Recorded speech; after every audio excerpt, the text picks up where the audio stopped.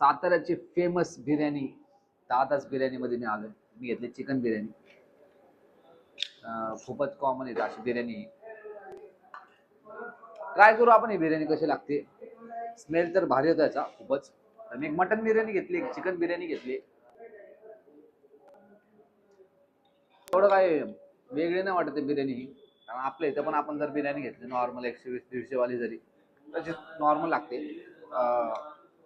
इथं खूपच फेमस आहे, पण सातारमध्ये फेमस आहे खूप.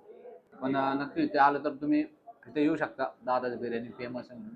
कारण मला इथल्या लोकल्सनी सांगितलं होतं इथे एकदा नक्की जा दादाच बिर्याणी. मे बी इथं यांच्यासाठी खरं भारी असेल, पण आपण आपण रेग्युलरली खातच असतं. कारण मी आता रिसेंटलीच केरला बिर्याणी खाल्ली होती केरलाची, आणि मला वेगळी लागली त्याची. खरंच वेगळी चव लागली होती. असं काही कम्पेअर नाही करत आहे मी पण भारी, पण माझ्यासाठी म्हणजे अशी काही वेगळी नाही लागत आहे. दादूच बिर्याणी मधून आलोय. ह्यांचं असं होतं की आधी मला काही बिर्याणी आवडलं नाही. मी काय करतो आता मानस मध्ये जातोय. नाही इथून जावं कॅमेरा मधून जावं. ह्या असे ग्लिचेस येतच राहणार आहे लाईफ मध्ये, पण तुम्हाला पुढे जातच राहायचं आयुष्यात. खरंच बिर्याणी नाही आवडली मला, म्हणून मी जाणार आहे मानसला. टेस्ट करू मानसची तरी चांगली आहे का नाही. कारण ही बिर्याणी खरंच किरकोळ होती, नॉर्मल होती, आणि वर्थ